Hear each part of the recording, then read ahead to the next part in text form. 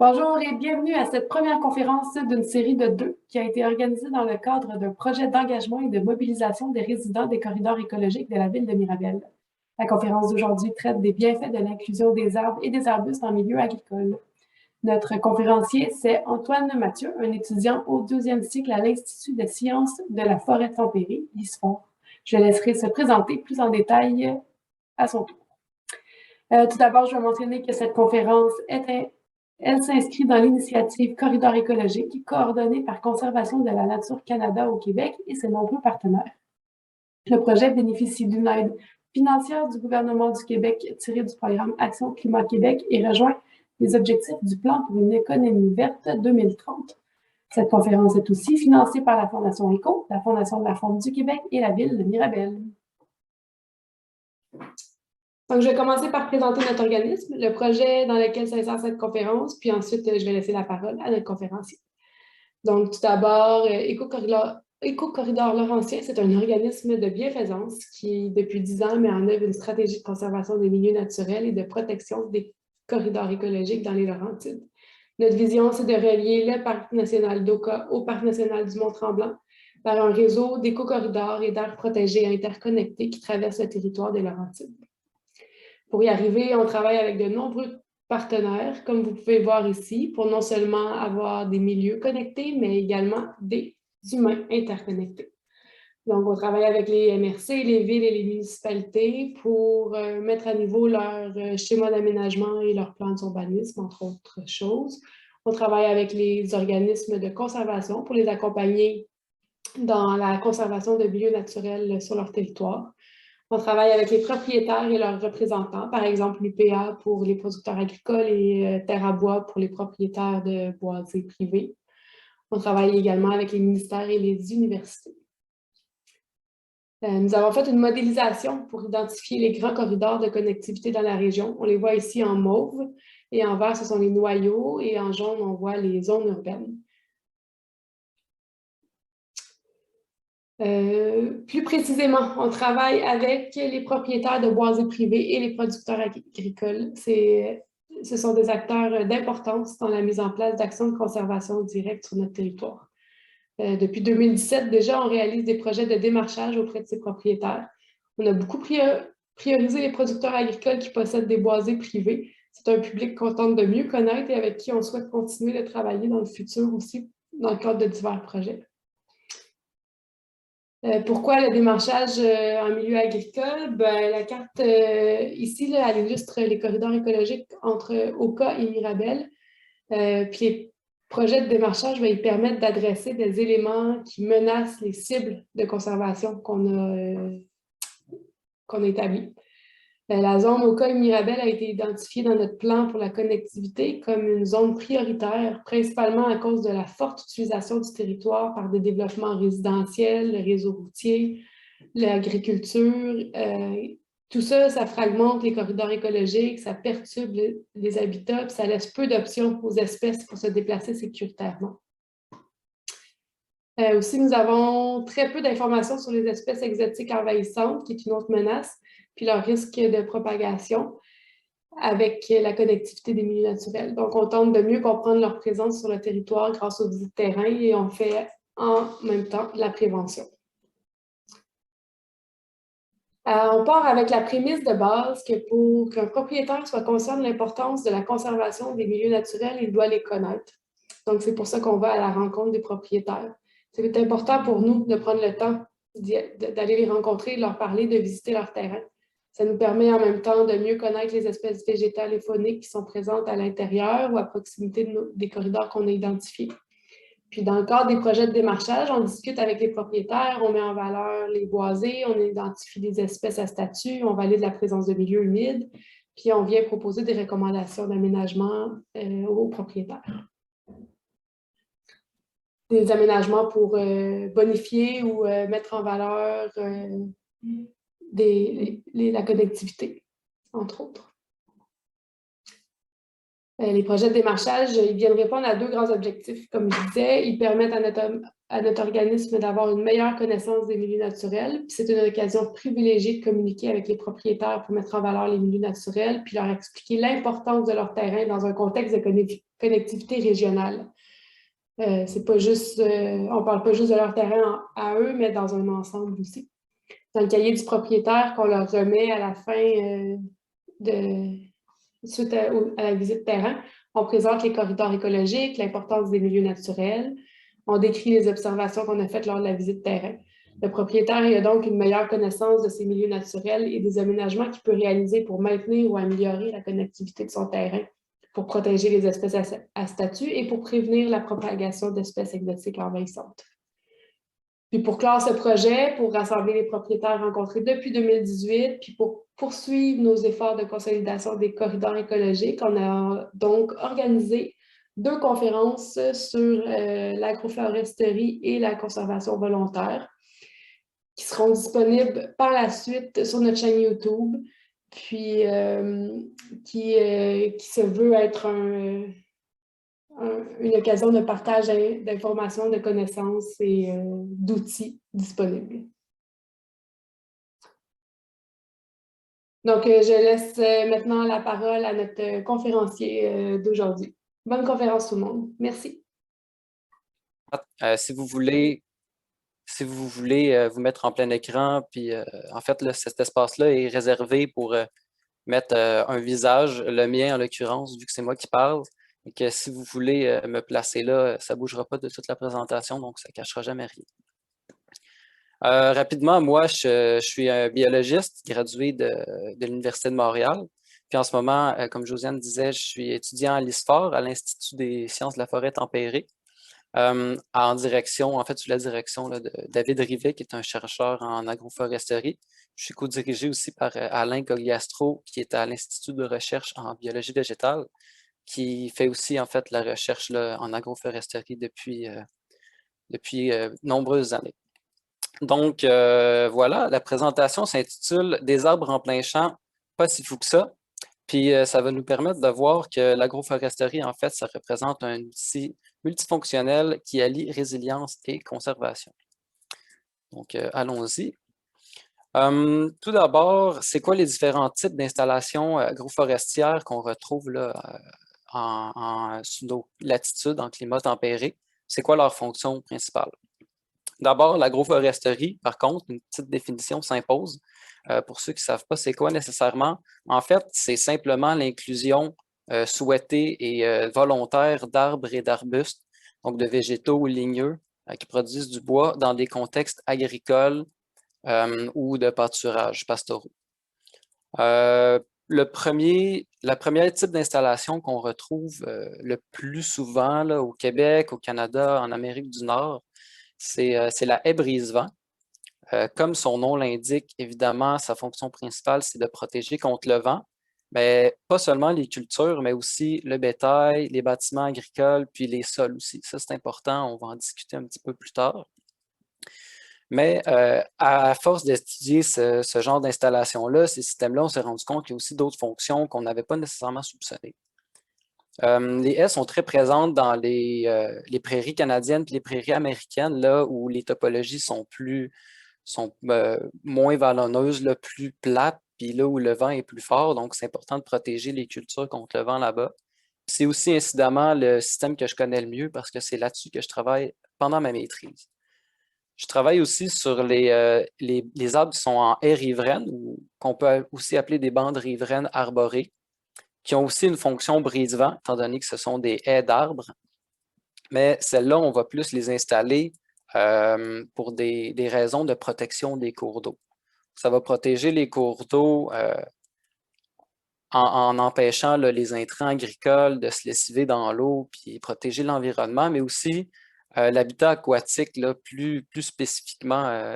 Par contre, par exemple, en été, avec l'ombrage, ça peut empêcher la chaleur de trop se concentrer dans certains endroits et protéger les poissons, par exemple.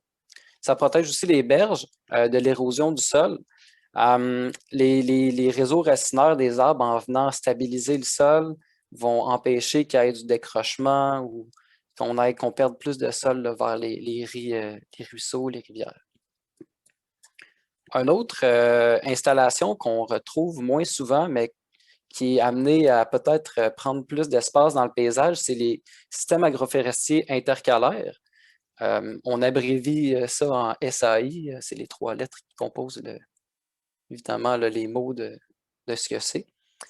Une des fonctions de ce type d'installation-là, c'est de diversifier les sources de revenus des producteurs agricoles qui osent les mettre en place en produisant du bois ou des fruits, par exemple, ou des noix encore dans ces arbres-là qui sont plantés. On peut diversifier les revenus en plus de, encore une fois, faire une fonction de brise-vent, étant donné que c'est des haies encore là qui sont installées. Ce qui est intéressant avec ce type de système-là, c'est qu'on peut augmenter la productivité en combinant à la fois des arbres et des cultures plus conventionnelles. Je vais vous introduire rapidement là, au concept de ratio de surface équivalente, là, comme vous pouvez le voir sur la petite figure qui est ici. C'est qu'en fait, quand on combine 2 types de cultures comme ça, 2 strates végétales qui ne compétitionnent pas nécessairement pour les mêmes éléments nutritifs puis qui n'ont pas nécessairement les mêmes bénéfices, ben, on est capable de produire plus sur un plus petit espace que si les cultures étaient séparées. Donc, c'est quand même intéressant là, à garder en tête. Un autre type de système qu'on retrouve moins en Amérique du Nord, plus en Europe, ce sont les systèmes sylvopastoraux. Silvo, ça vient du latin silva, qui signifie forêt.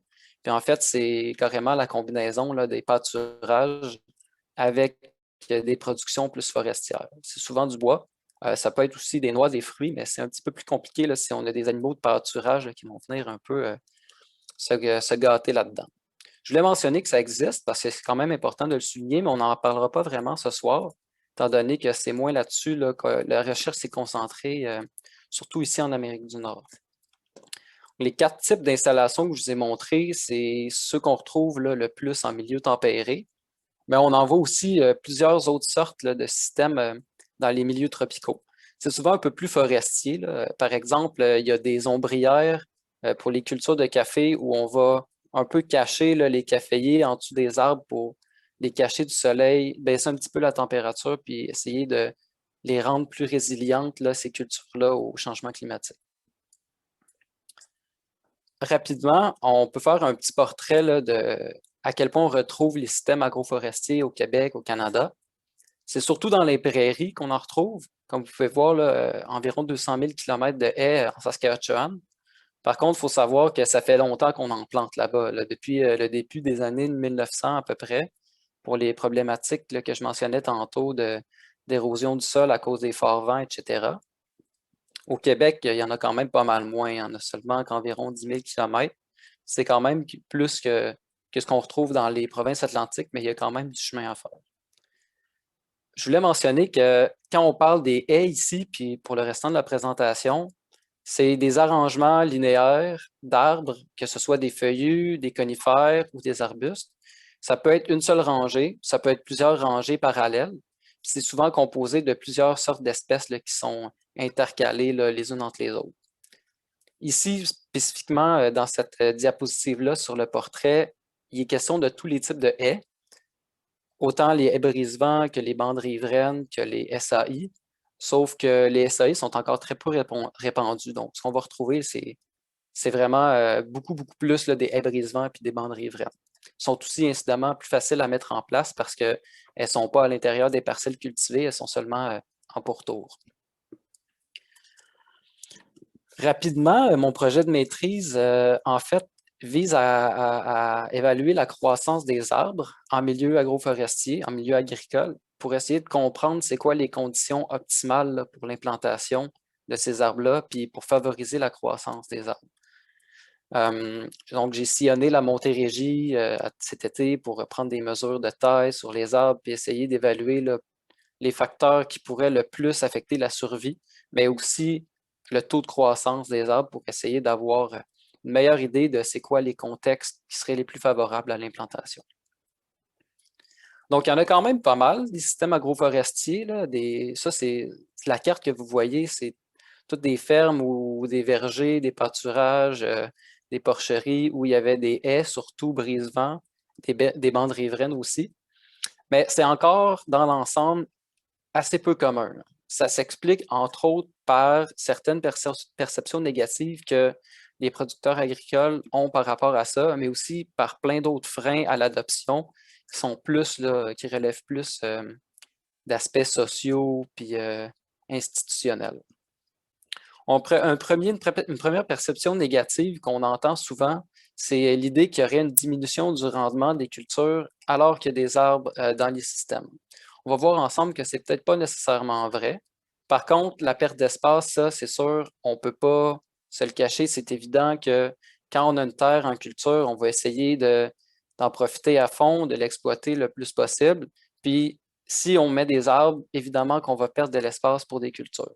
Ceci étant dit, ça peut peut-être être compensé par autre chose, par les bénéfices qui vont s'accompagner de l'implantation des arbres. On entend souvent parler aussi de la difficulté d'entretien des haies, des arbres. Il faut les tailler, il faut passer la tondeuse là, dans les haies herbacées. Puis c'est souvent quelque chose qui est bas là, sur la liste de priorités des producteurs qui sont très occupés avec toutes leurs tâches. Là, disons que ce n'est pas une priorité, puis ça, on comprend ça. Il y a aussi une question de compatibilité avec tout ce qui est régie agricole puis les infrastructures, comme les drains, la mécanisation aussi, là, tout ce qui est grosse machinerie, etc.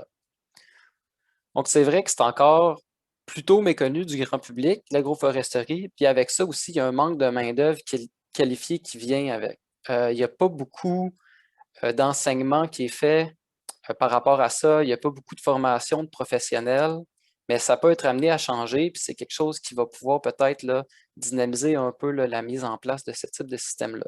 Donc, c'est encore une question de manque d'information. C'est beaucoup aussi une manque de soutien technique qui passe par le manque de main-d'œuvre, puis un manque de soutien financier. Souvent, on va demander aux producteurs d'assumer une grosse responsabilité, que ce soit financière ou carrément, là, bon, il faut qu'ils prennent de l'espace chez eux pour mettre des arbres, alors que les bénéfices ne sont pas nécessairement directement pour eux, mais qui sont plus pour toute la communauté, toute la collectivité. On va démystifier un peu ces choses-là ensemble ce soir, mais on va voir aussi que planter des arbres en champ, ben, c'est pas si fou que ça. Puis pour preuve, il y en a qui le font. J'en ai rencontré plusieurs. Puis ce qu'on voit, c'est que leur motivation, c'est beaucoup pour la protection des sols. Par exemple, en Montérégie, dans la région des Terres Noires, là, il y a une grosse problématique d'érosion éolienne où ils peuvent perdre jusqu'à 2 cm de sol par année. Il y a aussi la protection des cultures, la protection du bétail. Il y a toute la question de la résilience face au changement climatique aussi. On sait que dans les prochaines années, il va faire plus chaud, il va y avoir moins de neige, etc. Donc, on veut augmenter là, la tolérance des cultures face au stress hydrique, au manque d'eau qui pourrait être amené là, à subir, surtout par temps sec, par temps chaud l'été. Il y a aussi la question de la conservation de la neige qui est intéressante, dont on va reparler, surtout pour ceux qui font des céréales d'hiver ou de la luzerne. Puis, il ne faut pas aussi oublier tout l'aspect de l'attrait que des beaux arbres en paysage agricole, ça fait plaisir à tout le monde, les gens aiment ça. Ceux qui ont implanté des systèmes comme ça chez eux, puis qui l'ont fait là, par amour de la nature, ils ne regrettent pas du tout. Même qu'il y a des gens là, qui me disent, s'ils avaient su, ils l'auraient fait plus tôt. Là, avec la nature que ça amène, les oiseaux. Comme vous voyez une photo que c'est moi qui ai prise cet été d'un nid là, dans une épinette qui était dans une haie. C'est sûr que ça a un effet indéniable à ce niveau-là, puis ça fait toujours plaisir aux gens. Donc, entrons maintenant dans le vif, là, plus le vif du sujet. C'est quoi les effets de l'agroforesterie sur les cultures? On va parler rapidement du rendement que ça a, de l'effet sur le rendement des cultures. Puis ça s'accompagne, en fait, c'est produit par principalement l'effet de la protection contre le vent. Ça affecte à son tour les conditions microclimatiques comme la température en champ, puis l'humidité, la neige. On va tout voir ça là, un peu plus rapidement. Donc, on aurait tendance à croire là, que d'ajouter des arbres aux cultures puis aux parcelles cultivées, ça ferait baisser les rendements, mais on a pu voir là, suite à plusieurs études, notamment aux États-Unis, où il y a des vieilles haies depuis les années 40, notamment à cause là, du Dust Bowl, que, en fait, le rendement moyen peut se retrouver là, facilement augmenté par l'ajout de haies brise-vent. Ça, c'est l'acronyme, là, quand vous voyez HBV, là, c'est l'acronyme de haies brise-vent. Comme par exemple, là, ici, là, on a des augmentations assez marquées là, pour le millet, jusqu'à 44 %. Pour le maïs, 209 années d'études cumulées ont montré qu'il y avait une augmentation moyenne d'environ 12 % du rendement, donc c'est quand même pas rien. Puis, c'est souvent lors des épisodes de sécheresse ou de temps justement plus sec, plus chaud, où les cultures subissent du stress hydrique qu'on va voir une plus grande résilience puis une augmentation des rendements par rapport aux parcelles qui ne seraient pas protégées par des haies brise-vent. Ici, au Québec, il y a aussi plein d'études qui ont été faites là, dans divers types de cultures, dans diverses régions agricoles.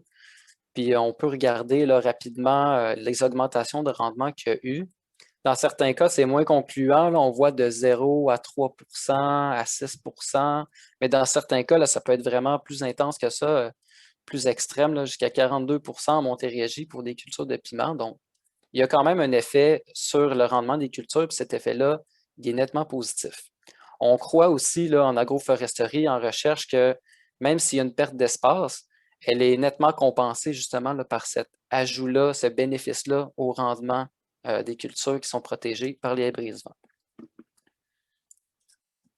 Donc, on peut voir qu'il y a bel et bien un effet sur les rendements suite à l'implantation d'arbres, surtout de haies là, en milieu agricole. Maintenant, on va plutôt se pencher sur c'est quoi les différents mécanismes qui font en sorte qu'on peut voir cette hausse-là puis qu'elle existe. Ici, à gauche, on a une vue là, schématisée de comment une haie va protéger un champ contre le vent. Puis ce qui est intéressant de savoir, c'est que la zone protégée, ça c'est un concept d'ailleurs auquel je vais souvent faire référence là, au courant de la présentation. La zone protégée du vent par la haie peut atteindre 20 fois la hauteur de l'arbre qu'il protège. Donc, par exemple, si on a des arbres qui font 5 mètres de hauteur, qui protègent du vent, 20 fois 5, on a une zone qui est jusqu'à 100 mètres de large qui va être protégée du vent, là, qui est dans le fond, dans la face là, qui est cachée. Donc, avec pas tant de hauteur, c'est pas rare de voir des peupliers qui ont 12 mètres et plus là, de hauteur dans des haies brise-vent. Avec peu de hauteur, on peut protéger quand même des grandes parcelles cultivées. À droite, j'ai mis en exemple un graphique d'un travail de David Rivet, qui est mon superviseur là, à l'ISFOR, qui est dans un système agroforestien intercalaire à Saint-Hélesphore, à la frontière de l'Ontario. On voit qu'il y a une rangée là, ici d'arbres, puis une autre là-bas. Ils ont posé un anémomètre qui mesurait la vitesse du vent à toutes les 15 minutes.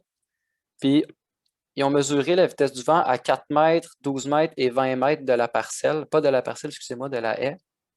Et puis aussi dans une parcelle témoin qui était hors de la zone d'influence de la haie, donc dans un coin du champ où il n'y avait pas de haie, c'était comme en conventionnel, si vous voulez. Puis on voit que la vitesse du vent est systématiquement là, plus basse dans la zone protégée. Donc, c'est mesuré, c'est mesurable. Les haies protègent définitivement contre le vent. Maintenant, qu'est-ce que ça a pour effet, la protection contre le vent? Bien, un des effets là, les plus notables, c'est la hausse de la température durant le jour. C'est sûr que juste à côté de la haie, là où il y a de l'ombrage, il y a un effet d'ombre, donc une baisse de température. Par contre, dans la zone qui est un petit peu plus loin, qui est protégée du vent, mais qui n'est pas ombragée, le vent va avoir tendance à moins déranger, si vous voulez, l'échange thermique entre le sol et l'air. Ça engendre une légère hausse des températures d'un ordre de 0,5 à 2 degrés Celsius. Donc, ce n'est pas gigantesque, mais ça peut quand même avoir des bonnes répercussions là, sur les rendements. On peut voir ça un peu comme le facteur météo, le facteur vent météo là, qui fait diminuer la température ressentie quand il fait froid. Ben là, c'est un peu similaire. On enlève le vent, donc la température réchauffe. Un des effets de ça, c'est une maturité plus précoce des cultures, des semis.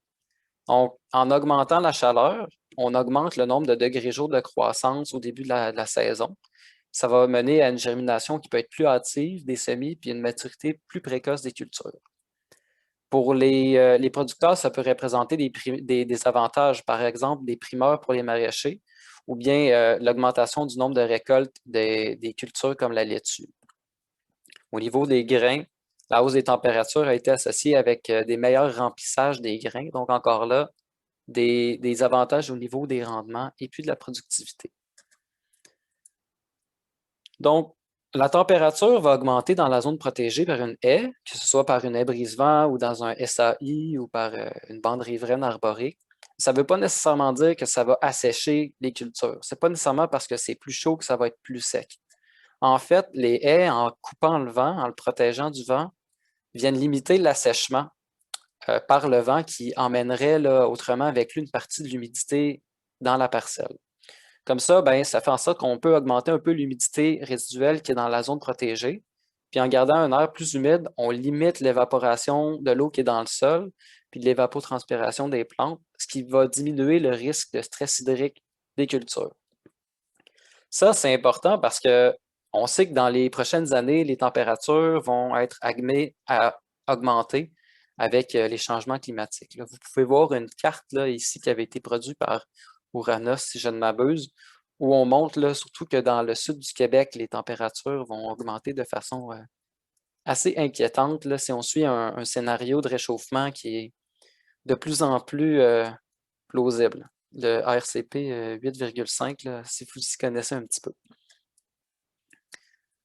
Un autre avantage qu'on va avoir à protéger les cultures contre le vent, c'est qu'on protège contre l'action abrasive qui est causée par le vent. Que ce soit juste par friction entre les plantes qui se frottent entre elles ou dû aux particules qui sont en suspension dans l'air et qui sont transportées par le vent, les particules de sol, de terre, de sable, ça vient diminuer les risques d'abrasion. Puis c'est important parce que plus on a d'abrasion sur les plantes, plus on a de risque d'entrée des pathogènes. Puis ça, c'est associé à une baisse de qualité, puis à une baisse de rendement des cultures, dont les fruits et les légumes. Il y a aussi ce qu'on appelle la verse, qui est des épisodes là, où les grains sont pas nécessairement, pas les grains, mais les céréales sont pas nécessairement assez fortes, poussent trop vite pour se soutenir elles-mêmes, puis vont comme tomber. Ça, souvent, on voit ça là, après des épisodes, ou pendant plutôt des épisodes de vent plus violents. Ben, en venant coupant la vitesse du vent, en venant diminuer ça, en protégeant, on va limiter le risque que des épisodes de verse comme ça se produisent. Puis on va éviter aussi là, les pertes de rendement et de qualité du grain qui est associé à ces épisodes-là. Il n'y a pas seulement que les cultures qui sont protégées par les haies, il y a aussi les animaux, le bétail. Il y a des études américaines qui avaient montré là, que lorsque les vaches, par exemple, sont protégées des vents hivernaux, il y a une baisse évidemment du froid, ça s'accompagne d'une baisse de stress chez les animaux, une hausse de leur santé, de leur état de santé, puis aussi une hausse de l'efficacité de la nourriture qu'elles ingèrent. À l'inverse, en été, par temps chaud, quand les arbres projettent de l'ombre au sol, les animaux vont souvent aller là, essayer de chercher cette ombre-là pour se rafraîchir un peu. Puis, anecdotiquement, il y a un producteur que j'ai rencontré cet été qui m'a dit que ses vaches aimaient beaucoup ça, là. Lui, il avait installé des haies en L avec un carré de pâturage au centre qui protégeait des vents dominants. Puis, à l'entendre, il avait l'air de dire que ces bêtes, il y avait beaucoup de plaisir à être là, puis il trouvait que c'était un environnement qui était très.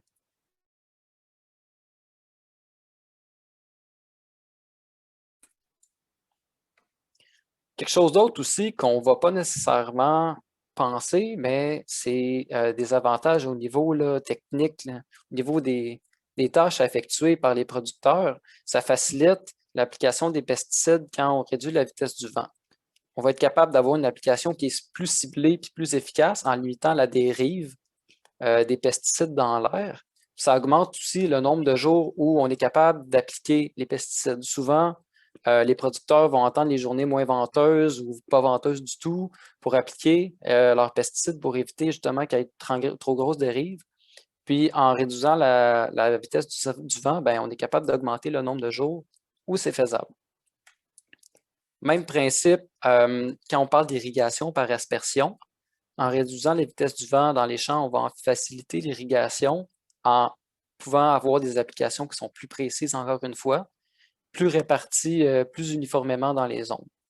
Il y a une étude australienne là, que vous pouvez voir ici en deuxième point qui a montré que quand on compare une haie qui était protégée par une haie brise-vent puis une haie qui ne l'était pas, ben, la haie qui n'était pas protégée avait une hausse de l'évapotranspiration qui était tellement importante que les cultures avaient besoin d'une irrigation qui était de l'ordre de 64% plus important que les champs qui étaient protégés par des haies. Donc, c'est quand même non négligeable.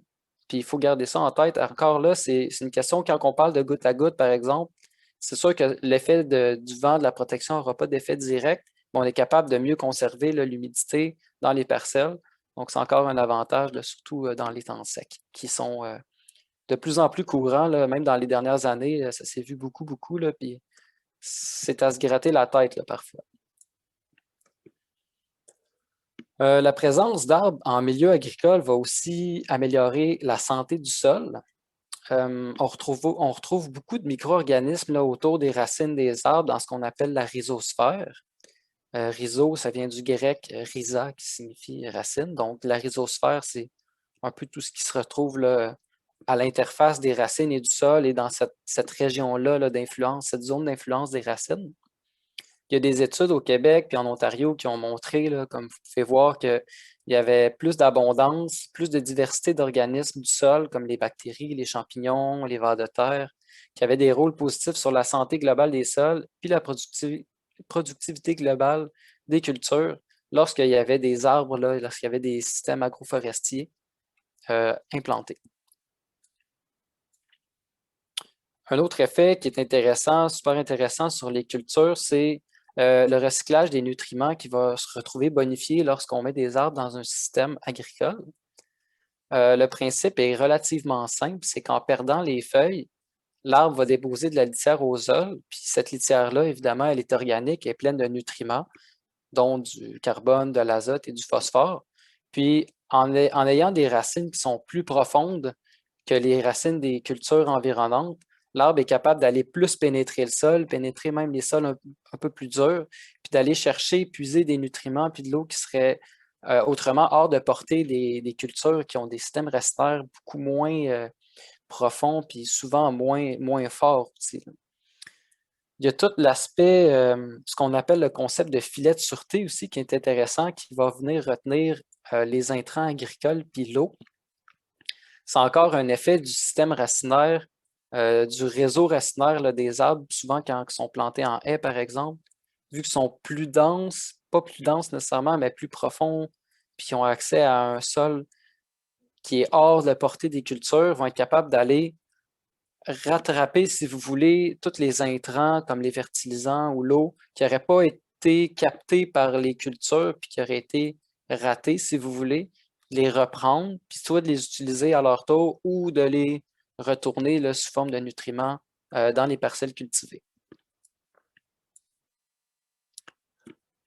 En hiver, il y a aussi une question, il y a aussi le concept là, de protection des cultures par le couvert neigeux qui est intéressant de souligner. On sait qu'il va y avoir de moins en moins de neige en hiver, de plus en plus de pluie. Ça va faire en sorte qu'il va y avoir des couverts neigeux qui vont être moins profonds, moins épais en hiver. Puis, les haies peuvent aider à mieux retenir la neige sur les parcelles en, encore une fois, les protégeant contre le vent, puis en empêchant que la neige se disperse trop. Même que quand on a des haies plus denses, là, avec des conifères ou des arbustes là, où le branchage reste dense, même en hiver, il peut y avoir de l'accumulation de neige là, de part et d'autre de la haie, étant donné que le vent va avoir tendance à pousser là, la neige là, dans ces environnements-là. Ça peut être bénéfique, notamment là, pour les cultures de luzerne, parce qu'en hiver, premièrement, la neige, c'est un bon isolant. Plus qu'on a de neige qui est remplie d'air, plus le sol va être protégé de l'air qui est froid.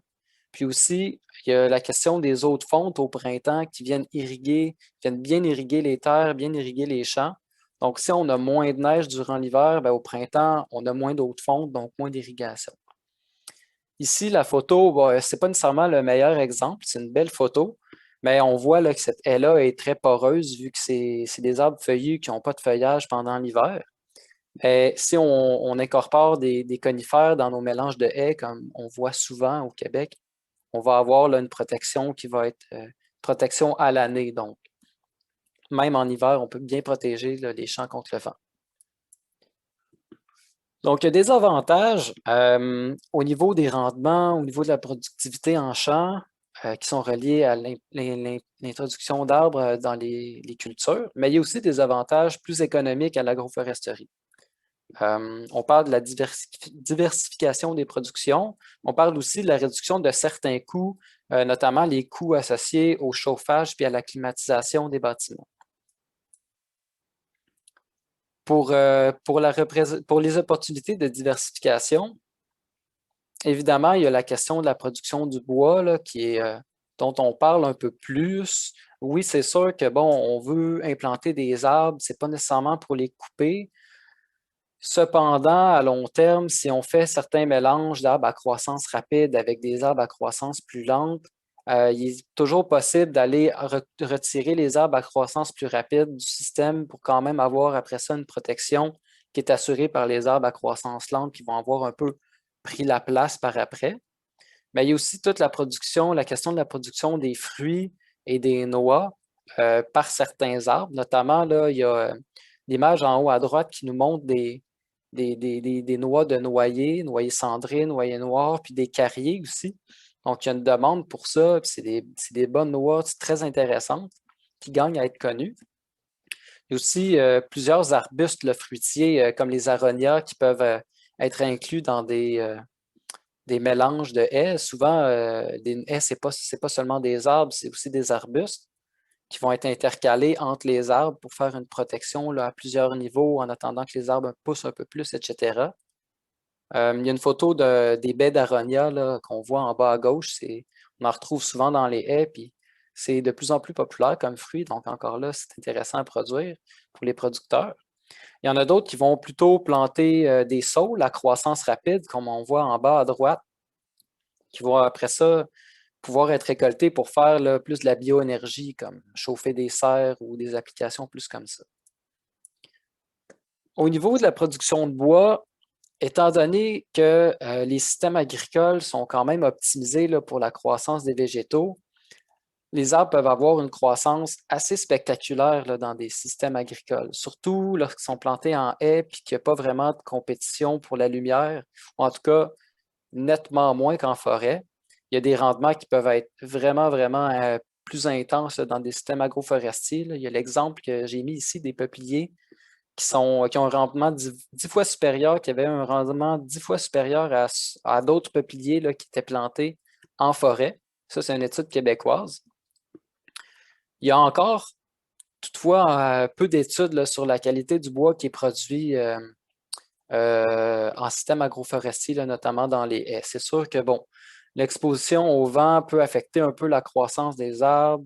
Aussi, il y a la question étant donné qui ont accès à la lumière sur tous les côtés, ne vont pas nécessairement avoir tendance à croître là, de façon super filiforme. Ceci dit, si on les taille bien, je pense qu'il y a quand même quelque chose à faire avec ça. D'ailleurs, c'est quelque chose que j'aborde dans ma maîtrise, là, où on regardait un peu là, les défauts qu'il y avait sur les arbres et la rectitude des troncs qui étaient produits en haies agroforestières. Au niveau de la réduction des coûts, comme j'ai mentionné brièvement tantôt, on peut réduire les coûts de chauffage, les coûts de climatisation des bâtiments en posant des haies là, à proximité de ceux-ci.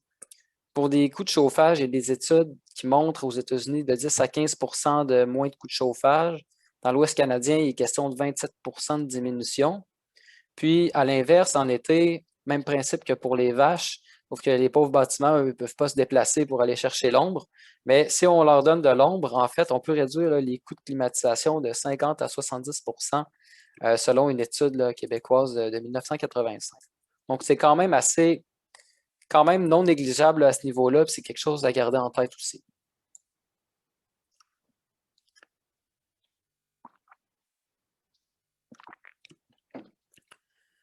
Bon, maintenant, je vous apprends probablement rien, mais étant donné que les arbres sont évidemment des organismes vivants qui font partie de la nature, qu'on retrouve normalement partout, là, dans des milieux qui ne sont pas perturbés, ils peuvent évidemment nous aider à lutter contre les changements climatiques. puis aider aussi là, beaucoup à la conservation de la faune et de la flore. La question qui revient souvent, pas la question, mais le concept, là, la façon principale dont les arbres peuvent nous aider à combattre les changements climatiques, c'est d'abord et avant tout en séquestrant du carbone atmosphérique. Le gaz carbonique, vous n'êtes probablement pas sans le savoir, c'est le CO2 qui est le gaz le plus qu'on retrouve le plus, le gaz à effet de serre qu'on retrouve le plus dans l'atmosphère, celui que l'effet en général, là, quand on regarde là, à grande échelle, le plus important sur le réchauffement.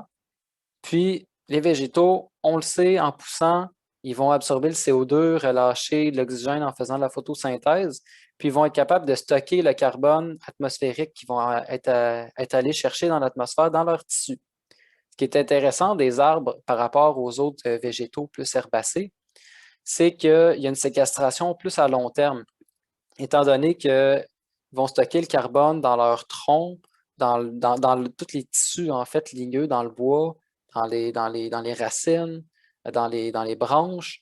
Quand on regarde du bois, là, la masse du bois au niveau moléculaire, à peu près la moitié de sa masse, c'est du carbone. Donc, on prend du carbone de l'atmosphère, qu'il faut en retirer, il faudrait qu'il y en ait moins, puis on met ça dans des beaux tubes de bois, puis on le retire du système. Donc, c'est super à ce niveau-là. Puis, vous voyez là, sur le graphe à droite, ça nous vient là, du groupe d'experts intergouvernemental sur l'évolution du climat, le GIEC, qui ont montré le potentiel de séquestration de carbone de plein de façons de gestion, de gérer les écosystèmes agricoles. Puis l'agroforesterie arrive là, en tête de file quant au potentiel de mitigation des effets des changements climatiques par la séquestration du carbone. Il y a l'exemple à gauche aussi, en bas, d'une haie riveraine de peupliers qui avait séquestré 18 fois plus de carbone qu'une bande herbacée comparable, mais qui n'avait pas d'arbres dedans. Donc, c'est quand même énorme comme différence. Qu'est-ce que ça peut faire, la plantation d'arbres? Souvent, en fait, quand on fait des initiatives de plantation d'arbres comme ça, le défi, c'est de bien s'en occuper et de s'assurer qu'ils survivent et qu'ils poussent bien. Mais dans des systèmes agroforestiers, on va le voir tous les jours. Donc, c'est un peu plus facile, je pense, là, de mieux gérer ces systèmes-là, mieux gérer ce type de plantation-là.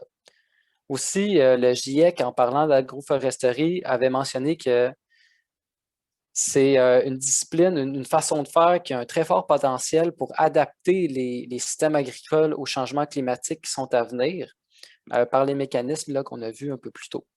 C'est donc dire que c'est un outil qui est assez puissant là, pour lutter contre les changements climatiques, mais aussi pour s'adapter à un peu l'inévitable qui va se produire, puis qu'on va essayer de tempérer là, du mieux qu'on peut.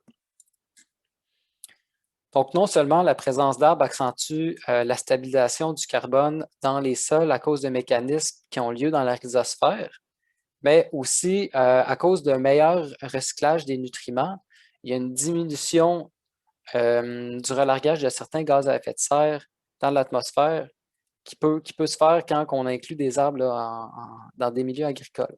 On a vu tantôt qu'avec l'effet de sûreté, le recyclage, on est capable de mieux cycler l'azote dans des systèmes comme ça. Bien, il y a une étude là, québécoise, là, par exemple, si on prend le protoxyde d'azote, qui est N2O, c'est un gaz à effet de serre qui a un pouvoir réchauffant là, de l'ordre de 300 fois celui du CO2. Donc, c'est quand même énorme, mais il y en a beaucoup moins, évidemment. Puis, cette étude-là de Baudette et al. En 2010, excusez-moi, avait montré qu'un champ qui était protégé par une haie, ou en fait un champ qui avait des arbres dedans, avait 3 fois moins d'émissions de protoxyde d'azote qu'un autre champ comparable en monoculture de canola. Donc, encore là, bonne façon là, de lutter contre les changements climatiques. Au niveau plus de la conservation, on peut parler de conservation de la biodiversité, mais il y a aussi la conservation là, plus physique des sols puis de l'eau. Quelque chose qui revient souvent, c'est la question de l'érosion éolienne des sols. Je mentionnais tantôt, là, dans les terres noires en Montérégie, il peut y avoir des pertes jusqu'à 2 cm de sol par année. Puis garder son sol, c'est important. On n'y pense pas souvent, mais c'est une ressource qui pourrait être non renouvelables là, à terme. Là, ça prend des milliers d'années pour construire un sol, puis il faut les conserver. Mais il y a aussi la question de la conservation de l'eau. Quand on plante des bandes riveraines avec des arbres sur le bord des cours d'eau, en allant puiser justement avec l'effet filet de sûreté, puis en filtrant les fertilisants, les autres intrants agricoles qui pourraient autrement se déposer dans l'eau des ruisseaux puis des rivières, on vient de réduire, là, on vient réduire les dommages qui pourraient être causés dans les cours d'eau par la plantation d'arbres sur le bord de ceux-ci. Notamment, il y a plusieurs années, on entendait pas mal parler de la problématique des algues bleues, les algues bleues-verts, qui sont en fait là, des cyanobactéries.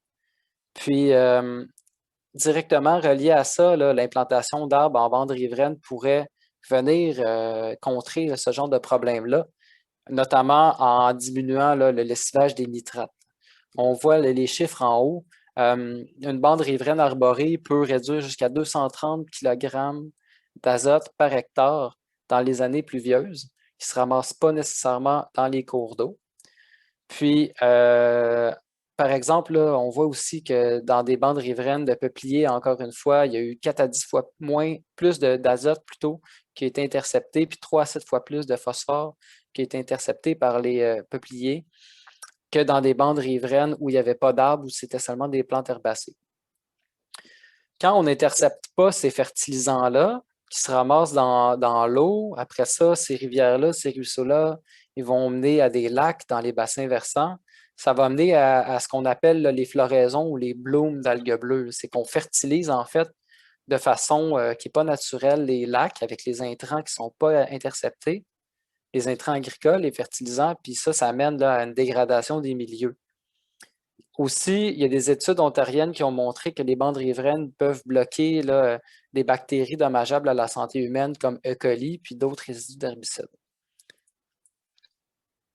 Au niveau de la biodiversité maintenant, évidemment, les arbres en tant que tels font augmenter la biodiversité en tant qu'organisme vivant dans des milieux autrement plus monotones, souvent, là, des milieux en monoculture, puis où il n'y a pas beaucoup de vie qui pousse là où on n'aimerait pas qu'elle soit. Mais en incluant des haies comme ça dans des systèmes qui sont autrement un peu plus aseptisés, ben, on peut fournir des habitats à la petite faune puis des milieux moins perturbés pour la flore pour qu'elle puisse s'établir. Par exemple, il y a l'étude là, les études réalisées au Québec qui comparaient des haies riveraines à, encore une fois, des bandes riveraines herbacées où il n'y avait pas d'arbres, qui avaient montré que dans les haies, il y avait une plus grande diversité de plantes, d'oiseaux, d'amphibiens et de petits mammifères. Comme on vient de voir là, juste avant, les haies riveraines, ils peuvent venir contrer directement l'effet d'eutrophisation des lacs. Ça va mener aussi à la protection des habitats aquatiques. Souvent, quand il y a des blooms d'algues, ça va venir opaciser le couvert des lacs, moins de chaleur qui pénètre par les rayons du soleil. Les cyanobactéries vont aussi consommer l'oxygène, ça peut asphyxier les poissons, ça peut vraiment là, mener à des gros problèmes environnementaux.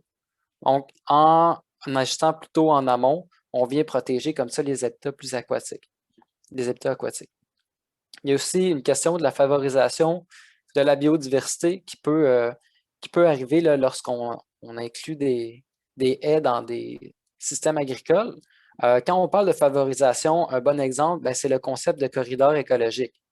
Je vous apprends probablement rien là, en vous parlant de corridor écologique, considérant qu'on est dans une conférence organisée par Éco-Corridor Laurentien.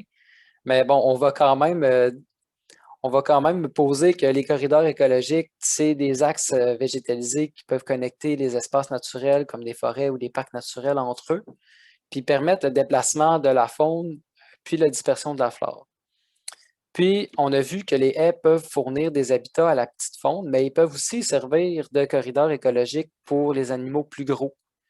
Comme par exemple, là, en bas à gauche, ben, en tout cas au milieu à gauche, vous avez des images qui ont été captées là, par des pièges photographiques qui ont été installés dans des haies agroforestières en Montérégie. On voit qu'il y a des cerfs qui passent par là, des coyotes, des renards, des ratons laveurs. Donc, c'est vraiment des corridors qui sont utilisés là, par la faune. On sait aussi que les milieux naturels qui sont connectés sont en meilleure santé puis hébergent plus d'espèces. Donc, on a tout avantage à connecter ces milieux-là. Puis les haies agroforestières, ben, ça peut être un bon outil pour y arriver. La conservation puis la préservation de la biodiversité, quand c'est associé à la présence de haies brise-vent, ça a aussi des avantages pour les producteurs. Par exemple, là, il y a le déplacement de divers guides d'insectes qui peut être protégé puis facilité par la protection par les haies brise-vent, notamment les prédateurs puis les insectes parasitoïdes qui vont venir à leur tour contrôler les populations d'insectes ravageurs. Il y a aussi la question du vol de certains oiseaux et chauves-souris qui peuvent être facilités par la présence de haies brise-vent puis qui vont pouvoir permettre à ces oiseaux-là et ces chauves-souris-là de mieux venir contrôler les populations d'insectes nuisibles ou ravageurs. La faune auxiliaire aussi, en champ agricole, va être bonifiée là, par la présence d'arbres dans ces écosystèmes-là. Quand on parle de faune auxiliaire, on parle de la faune qui a des interactions positives avec les cultures, que ce soit en combattant les espèces nuisibles, en pollinisant, mais aussi en travaillant le sol, comme les vers de terre, ou en préservant la fertilité du sol. Sur le graphique, on voit là, ça vient d'une étude ontarienne qui avait montré que dans les systèmes intraparcellaires où il y avait des arbres, il y avait beaucoup plus d'insectes parasitoïdes puis beaucoup plus de détritivores là, que dans des systèmes en monoculture. Les parasitoïdes peuvent encore une fois venir contrôler les populations d'insectes plus nuisibles, alors que les détritivores, en rendant là, les nutriments du sol plus accessibles aux végétaux, vont pouvoir venir améliorer là, le cyclage des nutriments. La présence des haies peut aussi améliorer la pollinisation des insectes, notamment en préservant l'humidité dans les zones de protection, en facilitant les déplacements des insectes qui pollinisent, en réduisant l'effet du vent sur la dérive des pesticides qui vont à leur tour affecter les insectes, puis aussi en prolongeant la période de floraison des plantes dans la zone protégée. Aussi, il ne faut pas perdre de vue que quand on positionne des systèmes moins perturbés comme des haies dans des environnements agricoles, ben, on laisse la chance à plus de plantes sauvages de s'établir, de se développer naturellement, qui peuvent à leur tour servir le plus d'habitat et de nourriture aux pollinisateurs. Tout cet aspect-là d'amélioration de la pollinisation et de protection des pollinisateurs, c'est super important parce que on sait là, que les abeilles sauvages sont en danger, puis tout ça, on pourra en parler dans une autre conférence probablement. C'est un sujet qui est chaud, un sujet de l'heure, mais c'est pour dire qu'il y a d'autres avantages là, aussi là, à l'inclusion des haies là, dans des systèmes agricoles. Il y a aussi des bénéfices, pardonnez-moi, plus socio-économiques qui peuvent venir avec l'inclusion d'arbres et de haies dans les champs. Bon, notamment, c'est un secret pour personne. Des arbres plantés, c'est beau, ça fait plaisir à voir, mais ça peut quand même être mesuré d'une certaine façon, notamment, par exemple, il y avait dans une étude un système agricole qui devait être remplacé, puis il proposait 4 systèmes différents pour remplacer ce système-là aux gens de la région, aux habitants. On proposait un scénario agroforestier, un scénario plus agricole conventionnel, un scénario où on plantait là, des résineux comme des épinettes, là, plus en plantation dense, puis un scénario en fait où c'était pas de scénario, puis c'était juste un abandon de la terre à la friche. Puis systématiquement, les gens ont préféré le scénario agroforestier aux 3 autres. Donc, c'est pour dire que, bon, il y a peut-être quelque chose là, qui attire notre œil d'humain dans la symétrie, puis les lignes là, rectilignes qu'on va voir dans ces agencements-là. Mais dans tous les cas, ça fait plaisir à voir. Puis, c'est anecdotique, encore une fois, mais tout à l'heure, je mentionnais les producteurs qui m'ont dit qu'ils aiment ça chez eux, puis s'ils avaient connu les effets, s'ils avaient su comment ça leur faisait du bien, ils auraient fait ça plus tôt dans leur vie, puis ça, ben, ça ment pas. Ça fait du bien à l'âme. Il y a aussi des questions plus pratico-pratiques, de confort, comme la réduction du bruit là, par des haies plus denses. Cette étude-là, par exemple, là, qui nous vient du Nebraska, qui a montré que des haies denses peuvent réduire du tiers le nombre de décibels qu'on entend qui viennent de la route. Même principe que pour le bruit, mais cette fois-ci, c'est pour la réduction des odeurs. Les odeurs, évidemment, là, quand on les sent, c'est des particules qui flottent dans l'air, qui sont déplacées. Puis quand on utilise des haies plus denses à 3 rangées, notamment sur le bord des porcheries, là, j'en ai vu quelques fois là, cet été, là, ça fait un travail quand même assez impressionnant là. En plaçant ces haies-là, on vient quand même couper de beaucoup les odeurs qui ne seraient pas nécessairement super intéressantes à avoir autrement. Donc ça, c'est un autre avantage pour tout le monde, là, pas seulement pour les gens qui ont ça chez eux, mais pour la communauté aussi. Il y a la grande question de la valeur monétaire des services écosystémiques qui sont fournis par les haies. Je ne rentrerai pas en détail parce que c'est déjà assez compliqué comme ça, là, ces concepts-là d'économie écologique. Il y a probablement des gens ici qui connaissent ça beaucoup plus que moi, fait que je ne veux pas me mouiller trop.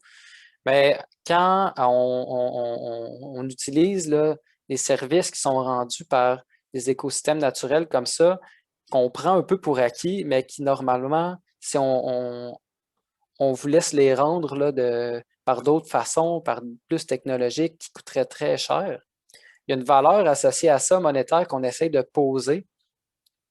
Puis ça, c'est une étude là, qui venait de Saskatchewan de 2009 qui montrait que les bénéfices économiques des haies qui avaient été plantées là-bas dépassaient là, les centaines de millions de dollars. Donc, surtout, il y a une grande valeur qui est associée à la captation du carbone puis à la séquestration des gaz à effet de serre, qui est non négligeable, là, surtout si on considère la question des caisses carbone, du crédit carbone qui sont à venir dans les prochaines années. Donc, en conclusion, dans plusieurs sphères, que ce soit productivité, que ce soit plus les sphères économiques, socio-économiques, mais surtout aussi environnementales, pas surtout, mais aussi environnementales, puis plus biologique, écologique. Les haies ont nettement plusieurs avantages, comme améliorer le rendement des cultures, en même temps de les protéger, puis de protéger le bétail, les bâtiments. Ça peut aussi représenter des opportunités de diversification des productions, diminuer des coûts associés au chauffage, climatisation, en plus d'être évidemment là, un outil formidable pour assurer notre résilience puis notre adaptation au changement climatique, puis de fournir là, plein d'autres bénéfices comme on a pu voir à la fin dans la section des bénéfices socio-économiques. Aussi, par rapport à la dernière diapo là, sur la valeur monétaire, si on pouvait prendre un peu plus en grande considération ces avantages-là socio-économiques dans les programmes de financement, ça pourrait permettre de dynamiser l'adoption de ce type de système-là à plus grande échelle, puis essayer d'un peu retirer là, le fardeau financier des épaules des agriculteurs, des producteurs qui osent faire le saut puis qui osent là, mettre en place des systèmes agroforestiers chez eux parce que oui, il peut y avoir des bénéfices pour eux sur leur terre, mais franchement, tout le monde a à gagner de l'inclusion d'arbres en système agricole. Donc, c'était tout pour moi. Merci beaucoup de m'avoir écouté. Puis je voulais juste mentionner aussi, là, s'il y en a qui seraient peut-être intéressés là, à en apprendre plus sur le pourquoi, le comment, surtout sur le comment, en fait, d'implanter des systèmes agroforestiers. Josiane m'a dit qu'il y avait un atelier qui était à venir plus sur les subventions puis les marches à suivre pour avoir plus de soutien technique puis financier pour en fait implanter là, des systèmes agroforestiers chez eux, chez vous. Donc, Éco-Corridor Laurentien devrait présenter ça un jour, là, je ne sais pas trop, je ne veux pas trop me mouiller, je vais laisser la parole à Josiane pour ça. Merci beaucoup. Puis j'espère vous avoir convaincu de la pertinence d'implanter des arbres en milieu agricole, puis que c'est pas si fou que ça. Merci beaucoup. Merci Antoine, c'était super intéressant et complet comme conférence. Je ne sais pas s'il y a des questions dans les participants. Ben, moi, j'aurais quelques questions, là. Je peux peut-être démarrer le bal. Écoute, ben, d'abord, Antoine, bravo pour ta présentation. Merci. Euh, Moi personnellement, je suis chargé de projet dans un organisme en environnement, puis aussi on essaie de augmenter la connectivité écologique là, dans notre secteur, là, qui est plus en Montérégie, en Haute-Yamaska. OK. Puis ça m'a beaucoup parlé tout ce que tu as dit. Euh, Dans le fond, au point de vue là, un petit peu plus comme technique, j'avais des questions du genre euh, est-ce qu'il y a des différences notables que tu as vues entre les haies feuillues puis les haies résineuses, du genre au niveau de la protection des terres, tout ça, puis tu parlais au niveau la conservation de la couverture de neige. J'imagine que des résineux, c'est plus efficace, ou en tout cas, je sais pas si tu peux élaborer un peu là-dessus la différence feuillu-résineux. Ben, par rapport à la conservation là, du sol en tant que tel, j'ai pas vraiment vu de différence parce que j'étais souvent là, dans ce système-là pour une journée, 2 jours. Fait que c'est dur là, de voir tu sais, visuellement l'effet que ça a. C'est sûr que ce qui est intéressant et qui se voit souvent, c'est une variation des formes. Souvent, on va associer des feuillus aux conifères. Bon, là, c'est grossier, là, mais les feuillus vont avoir plus une croissance comme ça, alors que les conifères, c'est plus comme ça. En les entrecoupant, on peut faire un peu un genre de un casse-tête là, qui est plus rempli. Puis ça offre aussi là, une protection plus là, à l'année longue. Là. Comme tu parlais de la couverture de neige, c'est sûr que avoir des résineuses, ça va offrir une meilleure protection pendant l'hiver. Mhm. Au niveau de la protection des sols, c'est sûr que ça dépend des enjeux. Si on veut faire ça le plus rapidement possible, on est peut-être mieux de mettre du papier hybride là, qui pousse comme tu te retournes, puis il a poussé de 2 mètres, là, ça pousse de 15 mètres en 10 ans. Puis ça dépend, je pense, plus là, du but là, à atteindre des échéanciers, mais encore là, je ne suis pas nécessairement là, j'ai pas beaucoup d'expérience. En fait, j'ai pas d'expérience en implantation. Il y a des gens qui s'y connaissent beaucoup plus que moi. Là. Je pense notamment à André Vézina, là, qui est ingénieur forestier, qui fait ça depuis 30 ans, là, faire des haies forestières au Québec. Là. Je pourrais peut-être plus te répondre que moi par rapport à la problématique ouais, ben, ça se voit, là. On est allé dans une haie là, dans les Terres Noires à la ferme d'Elfland cet été. Puis ils ont des grandes haies de peupliers qui ont peut-être 20 ans, là, qui font comme 23 mètres de haut. Puis tu voyais à la limite de la zone protégée. Dans la zone protégée, il y avait des cultures, c'était vert, c'était au printemps, là, il y avait des petites pousses. Puis Mhm. en arrière, il n'y avait rien, ça n'avait pas pris. Fait qu'il y avait, Mhm. tu sais, on voyait vraiment clairement là, l'effet de la zone de protection. Puis là-bas, c'est eux les experts dans les terres noires parce que ça fait longtemps qu'il y a des initiatives de plantation là-bas Mhm. parce qu'ils veulent protéger, eux, leur sol là, à tout prix. Là. C'est leur pain et leur beurre plus que partout ailleurs. Là. Donc, André Vézina, sinon, je peux te donner son contact. Ben ouais, ben, en tout cas, vu comme ça, il est pour une organisation. Lui, il travaille pour une organisation là, d'agroforesterie dans la Pocatière, je ne Ouais. me rappelle plus du nom, mais il Biop- travaille, oui, Bioptère, OK. Bioptère. Bioptère, oui, c'est ça. Il travaille aussi là, à l'Institut Alitea à la Pocatière. Là. Ce serait facile à trouver par là, probablement.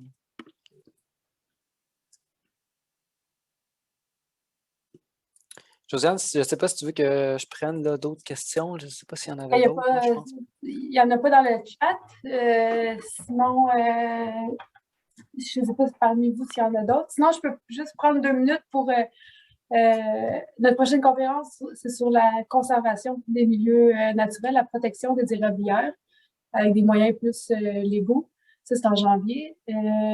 Mais on est en train de discuter puis regarder pour faire une formation, un atelier là, sur les différentes options de financement qui sont existantes là, pour encourager, pour aider là, les producteurs à implanter des pratiques comme ça, mais on n'a rien de cané encore. C'est vraiment en discussion, là, mais on est en train de tenter le terrain un peu, puis il y a quand même un potentiel. Là, les producteurs sont intéressés d'avoir des outils comme ça là, pour être mieux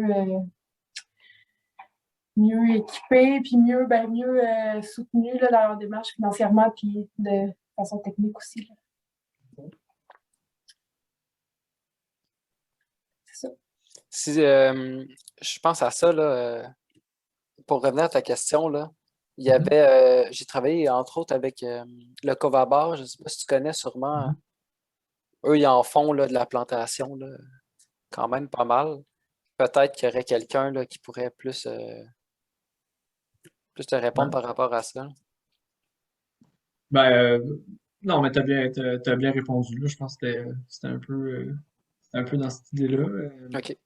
Si je peux me permettre une deuxième question, peut-être, on parlait là, de préservation, restauration de la biodiversité. Euh, c'est une question que je me pose souvent en voyant disons, des haies monolignes, là, tu sais, juste les arbres un après l'autre. Est-ce que tu as des informations sur, disons, est-ce qu'il y a une largeur minimale? Est-ce que 2 rangées, c'est plus efficace pour créer un corridor de connectivité? Est-ce qu'une rangée, c'est suffisant, disons, peut-être pour la faune aviaire, ou je sais pas. Je sais pas si c'était Ouais, des cues. ben, la photo là, que j'ai montrée des pièges photos, là, Mhm. ça, c'est tiré d'un article là, qui est sorti l'année passée là, de gens de l'ISFOR, notamment, là, des collègues étudiants, chercheurs là-bas. Puis eux autres, c'est ça qu'ils cherchaient à faire dans cet article-là. Fait que je pourrais te le partager peut-être là. Ok. Euh, de mémoire, de ce qu'il y avait dans les résultats, c'est que la rangée, pas la rangée, mais la largeur, en fait, contre-intuitivement, plus c'est mince, plus c'est utilisé comme corridor. Puis Mhm. que, en fait, d'avoir plus de largeur, d'avoir plus de rangées, c'est pas nécessairement quelque chose qui va attirer la faune. Ah ouais. Mais je suis pas sûr de ce que j'avance, là. C'est ce que je me rappelle d'avoir vu là, il y a un petit bout. Ok. Mais, mais cette information-là peut se trouver, oui. Puis je pense que c'est pas mal ça, justement, là, le, l'objectif de cet article-là. Pour la faune aviaire, je ne sais pas, je t'avoue, là, moi, je me spécialise pas tant dans cet aspect-là de conservation. Ça m'intéresse beaucoup en tant qu'écologiste, mais j'ai pas vraiment beaucoup cherché à creuser trop là-dedans là, parce que mes travaux se portent pas vraiment là-dessus. Là. Mais, tu sais, dans tous les cas, n'importe quoi est mieux que rien. Là. Mhm. Ouais. Je veux dire, ça, c'est sûr. Là. Mieux d'avoir une haie que c'est juste une espèce là, qui fait 3 mètres de large que rien du tout. Ouais. Ah, c'est clair. Ouais. Bon, ben, excusez. Merci encore, Antoine, pour la présentation. C'est super intéressant. Merci, Nalan, pour les questions. J'ai juste oublié de mentionner au début, j'ai enregistré la conférence, puis elle va être disponible sur notre chaîne YouTube. On essaie de mettre des conférences qui sont accessibles au grand public là, pour partager le plus possible ces connaissances-là. C'est super pertinent dans notre démarche, là, dans nos objectifs d'améliorer la connectivité des milieux naturels partout. Et sur ce, je vais vous souhaiter des joyeuses fêtes avec les vacances qui approchent. Puis, merci encore d'avoir participé. Puis, on se revoit peut-être le 13 janvier pour notre prochaine conférence. Merci. Bonne soirée. Merci. Bonne soirée à tous. Bye.